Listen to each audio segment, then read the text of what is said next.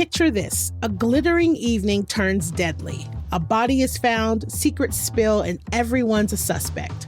Murder on the Orient Express steams into the Zach Theater stage January 21st through March 1st with intrigue, elegance, and jaw-dropping 1930s grandeur. Agatha Christie's iconic whodunit is packed with twists, deception, and edge-of-your-seat suspense. Perfect for fans of mystery, elegance, and gasp-worthy storytelling. So get your tickets now at zachtheater.org. Safe Alliance is Austin's leading organization helping survivors of domestic violence, sexual assault, and trafficking escape abuse and rebuild their lives. Right now in Austin, 88 people are waiting for Safe's emergency shelter. Nearly 40 of them are children. If every person in the Austin metro gave just $1 a month, it would house 1,000 people every night. So start your monthly gift today at safeaustin.org/citycastgives. That's SAFEAUSTIN.org/citycastgives. $1, huge impact.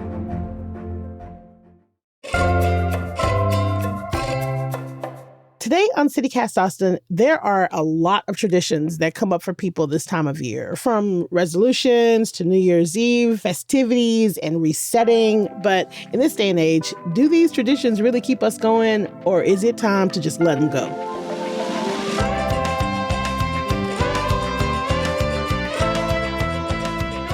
It's Tuesday, January 6th. I'm Nikki Devon, and this is what Austin's talking about.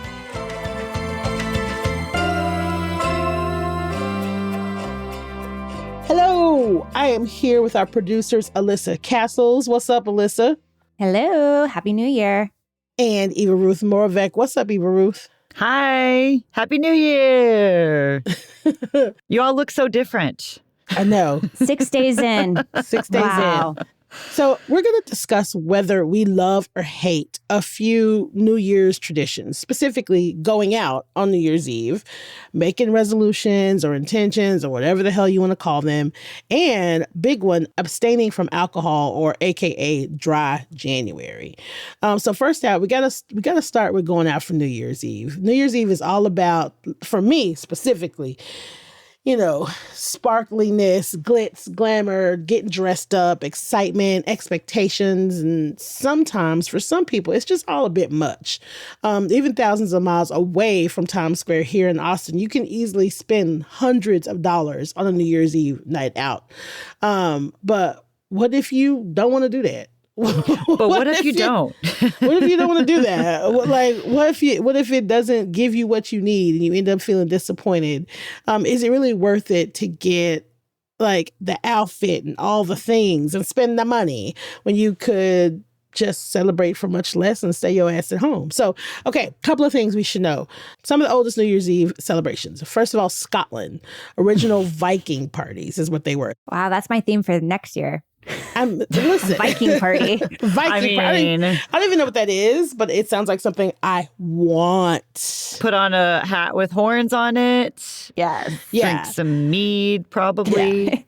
Yeah. It was probably super cheap. Yeah. Maybe Stinky. somebody died of dysentery. I don't know. But the ball drop started in 1907. Now, here we are in 2026. And, there were tickets that ranged from free to thousands of dollars going out for New Year's Eve. And this is no different. It's like this every year. So my first question to both of you, specifically going out for New Year's Eve, love it or hate it? Alyssa, you go first.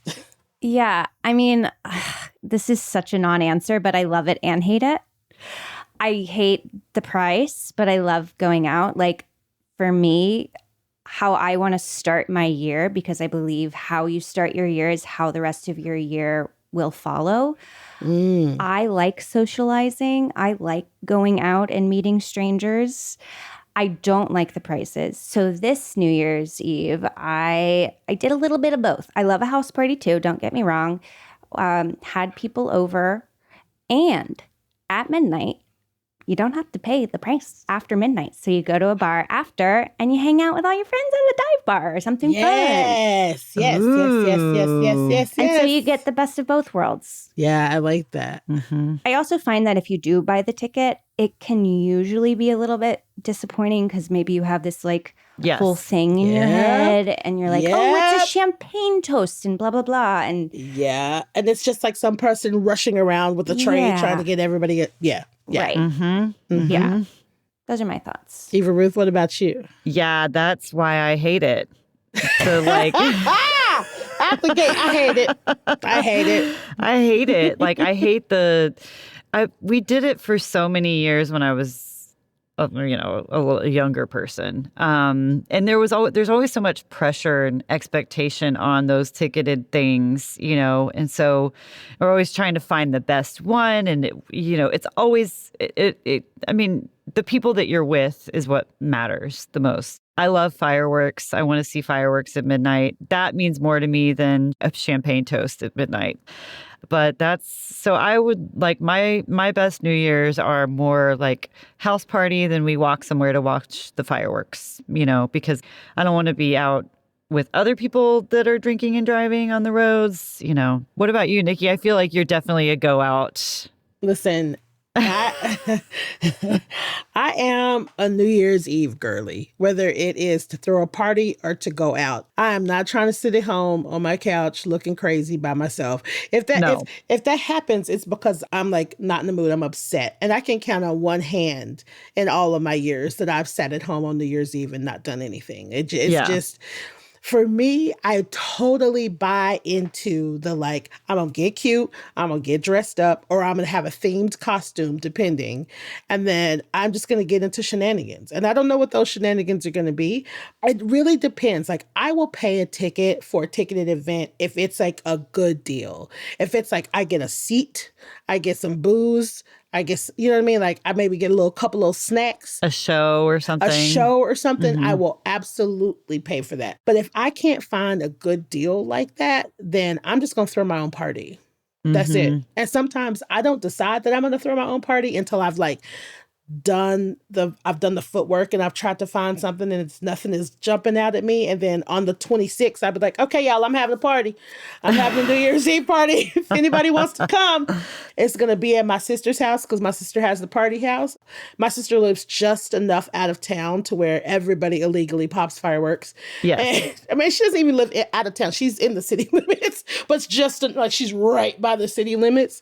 So her whole neighborhood illegally pops fireworks. And so it's awesome because somebody always brings fireworks. We end up, half the time, if we're being honest, we don't even have a champagne toast because everybody's too busy trying to hurry up and get outside and pop fireworks. And then, you dance, you have fun. Some people go ahead and they leave right away so they get home before the craziness. But other people will stay till like 3:00 or something so they can like wait out. And it's awesome. And we play board games or we do whatever. And it's good time. It's fun. Yeah. But I like to be around people for New Year's Eve. And I like to dress cute and any excuse for me to dress cute or wear a costume. I think New Year's Eve is also one of the very few occasions, maybe for other people there are more, but like to wear like sparkles and sequins and like really go all out. And so like, to me, it's like, show the world, show Austin what you got, go out on New Year's Eve, rock your outfit, Yeah, I love that. And now, it's me and Nicole's anniversary too. It's even more reason for me to celebrate. I'm curious, before we move on, do either of you have like a worst New Year's Eve you've ever had? Yes. Okay. I was visiting my cousin in DC and we had like the ticket to the big thing. It was the worst that I've had because I performed so poorly. But anyway, we had all these plans, right? And then like the night before New Year's Eve, we went out and I got hammered and spent the entire next day throwing up all over DC at the nail place in the parents' lawn. Like, my cousin's parents, my aunt and uncle. Like, fantastic. Just like dotted DC with my vomit, Aw, little traces of you everywhere. Just, yeah, little pieces of you everywhere. I love that. So when we got to like the New Year's Eve party, I was just like so tired and like over it and felt like crap and was like, it's midnight. Can we go home? Oh no, you were rude. What about you, Alyssa? Do you have like a worse New Year's Eve? Yeah, like I used to live in New York and I waited tables in New York and I know for sure I worked a New Year's Eve because I was like, "Oh, I'm going to make so much money." I definitely did, but I also just remember being like, I don't want to be here. Yeah. I don't want to be working on New Year's Eve. I want to be partying with my freaking friends. And like I said, it sets you up for the year. So not being around my people, really, it made me sad. I was very sad. Yeah. Though I had money, but not worth it. Not worth it. I went to a New Year's Eve party of a friend, right? Like it was like, oh my God, it's going to be so fun. We're going to go, it's going to be this house party. And she's got this huge house. And I was like, oh, hell yeah. We're going to meet a bunch of people. So it's like, there was like 5 of us dressed all cute, like planned for weeks for our outfits. We get to this party and it's the quietest party still I've ever been to. And people are just like talking like this and having these really personal, close conversations. And they're talking about NPR and they're talking about what they read on the New York Times. And like we walk in and we're like, what? Oh. And she had a crush on somebody at the party. This was before Lyft and Uber. We rode with her. So we were just stuck at this party while she like awkwardly tried to flirt with this guy that wasn't really interested. And like the rest of the 4 of us sat on this very expensive Chase lounge and just drank champagne and looked bored and terrible. It sucked. And then the next day I had the worst champagne hangover that it was. And it's like, that was one of those defining moments. I was like, never again, bitch. Never again. I will always have an out. Always have an out. And I will always just be the master of my own plans in New Year's Eve.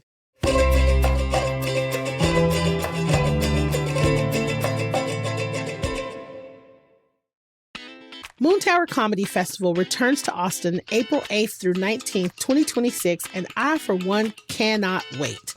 This is one of the biggest comedy festivals in North America. We're talking about a 2-week comedy onslaught with over 150 of the world's top and emerging comedians taking over downtown Austin for nonstop stand-up, podcasts, and parties, performing everywhere from fancy arena shows to the sweet, sticky floors of intimate comedy clubs. Headliners include Mark Maron, Leslie Jones, Kathy Griffin, and more. Tickets and badges are on sale now, and there are so many options to choose from. You can get a single headliner's ticket, a club badge for days of dedicated club shows, or daily wristbands, just to name a few. So go on over to moontowercomedyfest.com now to get your tickets and badges. That's moontowercomedyfest.com. Imagine this, your next podcast recorded in the same studio where you're hearing this right now. That's Trick Hat Workway. Trick Hat is Austin's most hospitality-driven co-working space. And yes, they've got a pro-level podcast studio designed for creators, teams, and businesses who want high-quality recordings without the stress of hunting down space or gear. Just show up, plug in, and hit record. Outside the studio, Trick Hat's got you covered. From private offices to dedicated desks, they offer flexible co-working options to fit any business or entrepreneur's needs. And can we talk about the perks? Freshly brewed coffee from Manana, endless snacks, and crispy Diet Cokes. But what really makes Trick Hat different is the energy. From weekly networking opportunities to community trick chats, it's more than a place to work. It's where Austin comes to connect, create, and have fun doing it. Whether you're producing your next big idea or just need a space that feels good to work in, Trick Hat Workway is waiting for you, where it's always old Austin, new tricks. Visit trickhatworkway.com to learn more today. So Alyssa, I think I agree with you. I do feel like New Year's Eve and the way that you start the month of January sets your intentions for the year. I agree 100%. That's why, you have the spoonful of black-eyed peas for good luck for the rest of the year. Absolutely. January was actually named for a two-faced Roman god named Janus, who both looks forward to new beginnings and looks backwards for reflection and resolution. So people set resolutions or intentions or make manifestations for the year ahead. And I have heard also, you have the entire month of January to do that and to figure those out. Some people's traditions are like taking the polar bear plunge at Barton Springs, and that's their reset. I have friends that do that. Also, like visiting state parks, being in nature. I have friends that also like to be in nature. I got 2 questions for y'all. Do you set resolutions or intentions or manifestations for the year? And if you do you have any resolutions for our city? Okay.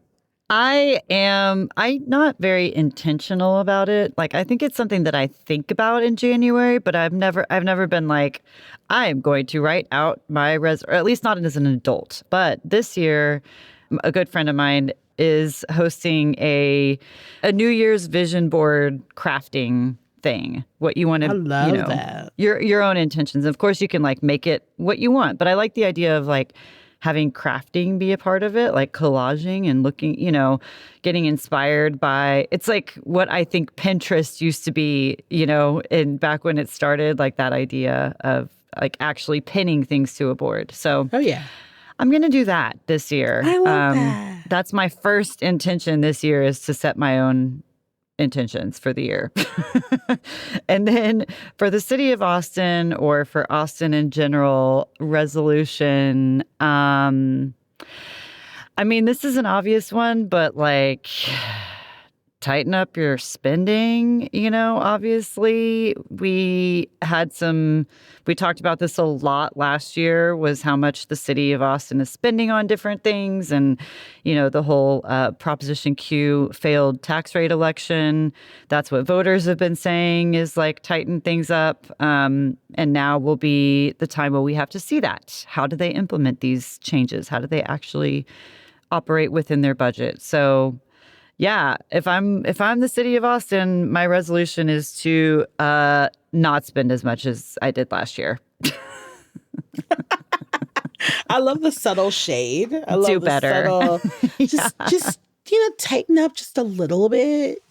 What about you, Alyssa? Yeah, I do in a way set intentions, kind of. I don't know if I like fully believe in them, but there's like a vibe that I want to cast into my year, but it's not necessarily like go to the gym more.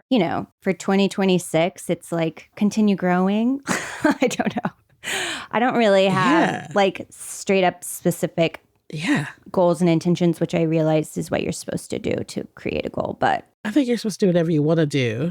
Yeah. I just want to have a great year. And here's how I'm maybe going to tackle that. Yeah. Right. Yeah. I have a friend who chooses a word. Oh, I like that. My word for this year is growth. My word for this year is resilience. You know what I mean? Like she just chooses one word for her year. It's like a theme. Yeah. Okay. That's great. Yeah. Okay. My word for 2026 is growth. And my word for Austin is anti-growth. Ooh. Yes. I want us to stop growing. Let's get rent to a normal spot. Everyone stop telling your friends how awesome the city is. Please. Stop. Seriously. Stay away. People stop moving here. I love that. So for me, I don't do resolutions because I always feel like, meh. But I do manifestation. So, I can be a little bit woo-woo about certain things, right? So your intentions for full moons are supposed to be things that you want to let go of. You want to release and just, these don't serve me anymore. I don't want to do these things anymore. So I do that every year. On the first full moon, I release whatever, whatever it is, fear, complacency. And I go so far as writing it down on a piece of paper. These are the things I want to release. And then I burn that piece of paper. So I am woo-woo in that way. That is a practice that I do every year. And then for the new moon, it's when you want to you want to set your like, this is what I want. These are my intentions. These are my manifestations for the year. You do that on the new moon. So the new moon in January is on the 19th. And so on the 19th, I will be, I'll write down a couple of manifestations, or I might take my friend's idea and just write one word. Like, this is my goal for the year. This is my want for the year. This is my desire for the year, or whatever. And that'll be my manifestation on the new moon. Nice. Now, whether these things work or not, I have no idea. But I feel like they do. I feel like sometimes there's I don't know, sometimes just doing the practice makes it real. You know what I mean? Yeah. Like, there's something about intention. Like, that just sometimes for sure. Just doing it, you're like, oh yeah, I remember I said I wanted to do this for myself. And that kind of makes it happen anyway. You still end up making it happen in yourself. You know what I mean? Just by remembering that you had this intentional thing you wanted to do. So I like that. Yeah. I pull my little crystals out. Well, have y'all been hearing, like, last year was the year of the snake? And so there was a lot of shedding, and it was a hard year for a lot of people. Yeah. And that 2026 is the year of the horse on the Chinese zodiac calendar. And so it's just like, go. Like, Go. Ooh. we're riding. We're riding, y'all. I love Yeah. it. Isn't that fun? Yes. I like that too. Okay, those are the things I'm into. Yeah, the shedding of the skin. Are you kidding me? Yeah. Love Right. that metaphor. Yeah. That's I know. great. I I thank love God that. we're done with that. And now we can just. Yeah, we'd ride. Just Yeah. go. Just go. Giddy up. And my resolution for the city of Austin, honestly, is kind of very similar. I think that we're so expensive, and everybody's kind of buying into it, which is really confusing to me. For, you know what I mean? Like, everybody from like small, like, vintage resellers to bars, like, everybody's like, well, it's more expensive, so we're going to raise our prices. And it's the city is just, my resolution for Austin is to become more affordable across the board. Like, we just, it's too much. It's a city full of artists and musicians and creatives, and it's almost impossible for a lot of people I know to just exist in the city that they work for. Like, it, so I just want, my resolution for Austin is to stop being so goddamn expensive. Chill the fuck out. Like, chill out. Yeah. Don't nobody want to pay $1,800 to live in 500 square feet. Get over yourself. Yeah. We're not that cool. You're not that cool, Austin. Settle down. You're not that cool. Chill out. I think a lot of this is also being driven by, like, a younger generation's approach to consumerism and spending money. And like, Austin is a very millennial heavy, or a young city, Yeah. And so there's just this, like, in the moment, right? Like, I'm spending YOLO. it, well, let's drive those rents The YOLO up. economy. Yeah. YOLO economy. YOLO economy. You guys, I just really quick, I was ear hustling on somebody's conversation the other day, and it was two very young, very attractive, trendy people that were just miles cooler than me. As soon as they sat down, I was like, Jesus Christ, they're so cool. Which is how I feel a lot when I'm in New York. Anyways, I digress. They're sitting next to me, and this girl has this really, really cute vintage. You remember those, like, rabbit skin jackets from the 80s? It's like a vintage bomber, fake rabbit fur jacket. And they're talking about it. And the girl's like, oh my God, the jacket's amazing. Where did you get it? She's like, oh, I got it from this vintage. I got it at the vintage market and blah, blah, blah. It was a steal. And I was like, oh shit. Okay, girl. Now I'm really listening. My ears are perked up. She goes, oh my God, really? She goes, yeah. She's like, and then I talked her down. She was asking $500 for it. And I talked her down to $425. And I went, what in the fuck did she just say? Oh, joke's on her. Yeah. Oh, dear. $425 for a jacket that I am actively watched fall apart? No, ma'am. No, ma'am. Your rabbit fur is coming off, girl. Yeah, that's crazy. That is crazy. That's wild. And that's where we are, Austin. That's where we are. Cut it out. Stop normalizing paying these crazy ass prices. This is Austin. You Cut it guys out. find your stuff on eBay. Alyssa's been telling us, go to eBay. Listen. No, I'm kidding. Support your local economy. Yes, also But that. not for $425. Yeah, no.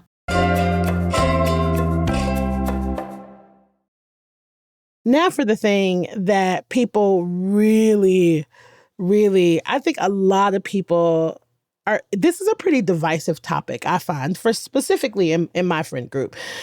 Dry January is a challenge that some people participate in during January to abstain from alcohol. It started in the UK in 2013, but there was an earlier example in 1942 in Finland where a sober January was held to save resources for wartime. And so now it's become a whole industry in and of itself. So after holidays, for the whole month of January, like people do dry January. So bars and restaurants all over town serve mocktails.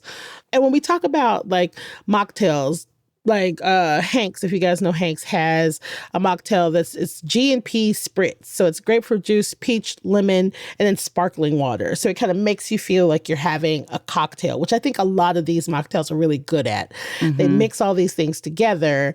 They give you a little basil, some mint, syrup, and then some sparkling water. Makes you feel like you're drinking a beverage, but you having juice. You're having juice. It's juice. It's juice. $15 juice. Yeah. You're having $15. And that's not said with any shade or anything like that, but you're just having juice. So, okay. It just maybe makes it feel better, like that you're ordering a quote unquote drink, but like. Do you know what serves me well every time when I don't feel like having a cocktail? Sparkling water, bitters, lemon. So that's good. It. Yep. Agreed. It's so good. That's great. Yeah, so you don't good. have to get a whole mocktail for it. You know, you could just get it so you just have water. Just have water with lemon. But or a Diet Coke, you guys. Diet Coke. So Diet good. Coke. Or I have a ginger beer, Fever Tree ginger beer. Come on, man. Mm-hmm. Well, it's so funny because Nicole and I were like, we'll have a damp January, dry-ish January. And we don't even drink that much. And so I'm curious, like, what do y'all think about dry January? Do you do it? Do you like it? How do y'all feel about it? Okay. I want to hear it. Here's my relationship with it. I drink wine a lot, you know, in like, I'm not going to lie about that on this podcast where we always speak the truth. So, you know, I've never done dry January before because it always just seems like that kind of intention or resolution thing that just puts so much pressure on yourself. And then if you don't do it, then you feel like a failure. And like, that's not a good way to start out the year. I don't like that. But I will say this year, it is convenient for me. I'm afraid to say it, but I do want to try dry January. And I'm like, also like, is it that big of a deal? I don't drink that much, but like, it's just this commitment to something for the whole month that feels big. But I'm running a race like in the middle of January. And so it makes sense. Like it'd be better for me if I wasn't drinking at all. You know, I'd feel better. My recovery would be better and all that. So it's like, it feels like because it's convenient for me, I'm open to it this year. And I think I'm going to do it. Okay. But it's very selfish. Like if it wasn't, that's fair. If that wasn't the case, I don't know if I would be down. But what about y'all? I do not participate in dry January. I'm like anti-dry January in like the biggest way. I like lose friends in January. I'm just kidding. But honestly, I'm like, I'd rather not hang out with you because you're going to be not so fun. Just to be totally honest. That's amazing. I just picture Alyssa being like, nah, bitch, I'm not into Come back it. to me in February. Yeah. That's amazing. For me personally, I have a problem like with any kind of, like, I don't like someone telling me to do something like, you should try this. I'm like, maybe I'll do it in July, but I don't want to do that. Like, there's no part of me. I also think I think it's totally okay to do it. Like, just don't be lame. I don't know. I want people to continue enjoying themselves. It feels very hard for people to keep going out. Yeah. Because they need the drinking. So like maybe the challenge is like have a dry January, but continue going to all of the things you would go to and try and figure out how to have fun that way. Because I also think like this anti-drinking culture that is happening right now, it's also making people lonelier. There's a loneliness epidemic because I feel like less people are going out. And it's just because they don't know how to have fun and not drink, which is a totally, for some people, it's hard, but doable. And maybe the challenge is if you are doing dry January, have fun, and go out. Try and like go to a dance party and like enjoy yourself that way. It just feels like the friends that I know that do dry January, they stop going out. And then I'm like, you are not fun anymore. That's my hottest take ever. You know what? A lot of people are going to be mad at me, but I low-key agree with you a little bit. So Yeah. the times that I do dry January, for me, it's just like, I need to prove to myself that I can do it. Because for some reason in the back of my head, I'm like, if your bitch ass can't stop drinking for a month, you have a problem. Because I have friends that are sober. So I'm like, if my sober friends can come out to all our little parties, all our little get-togethers where there's always drinking, you know what I mean? Like if they can do that, I can be out and about and not drink. Yeah. That's how that's how it gets in my brain. I'm just like, yeah, I can do that. But then like halfway through January, I'm like, who am I proving this to again? Who am I? Yeah. I'm like, who am I? Wait, what am I doing again? Why are we doing this again? We're just like depriving ourselves of the one or two times we drink. And it's like, oh, this sucks. Why are we doing this? We're not alcoholics. Like it's like, I have a lot of alcoholism in my family, which is not funny, even though I'm laughing, but I have a lot of alcoholism in my family. Yeah. And like at some point, it's like there's some lizard part of my brain that's just like, oh, if you can't stop drinking, that means you're an alcoholic. I think the marketing of Dry January has worked on me. It really has. You know what I mean? But yeah, I think this year I'm not playing around. I'm not going to do dry January. I'm not going to do damp January. I'm not doing none of that stuff. I'm just going to... Regular old January. Just regular old January. I got enough stuff to be worried about at this point. I don't have to... Absolutely. Yeah, I'm not doing it. Don't force yourself. If it doesn't speak to you, don't force yourself. I mean, I think it can be so everywhere with the, and it really does seem like in a lot of ways, this is just another way for people to spend money, which on one hand, I'm like, totally. Okay, these bars do need our continued support. Yeah. They made it through the holidays and now it's hard in January to keep business going, So I want to do that. But I also I love that idea of the challenge of, just have a good time sober, go out sober because, it's not like there aren't millions of people who do that all the time. Like all the time. You know.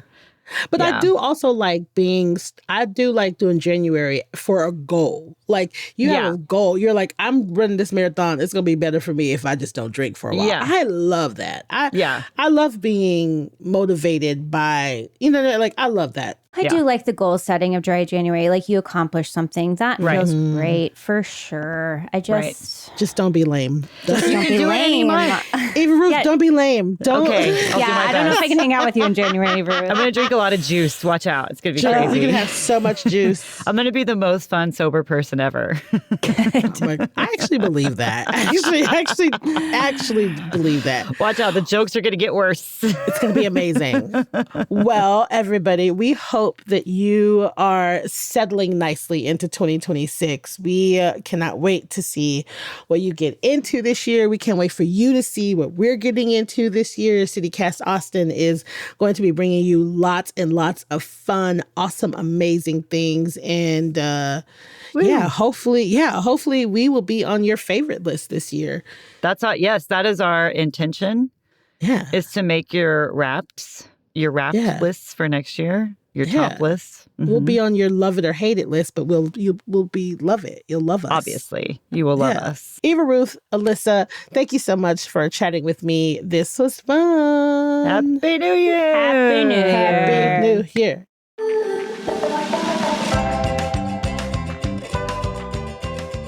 That's all for today here on CityCast Austin. If you enjoyed the show, tell your friends, rate our show, leave us a review, and subscribe to our Hey Austin newsletter.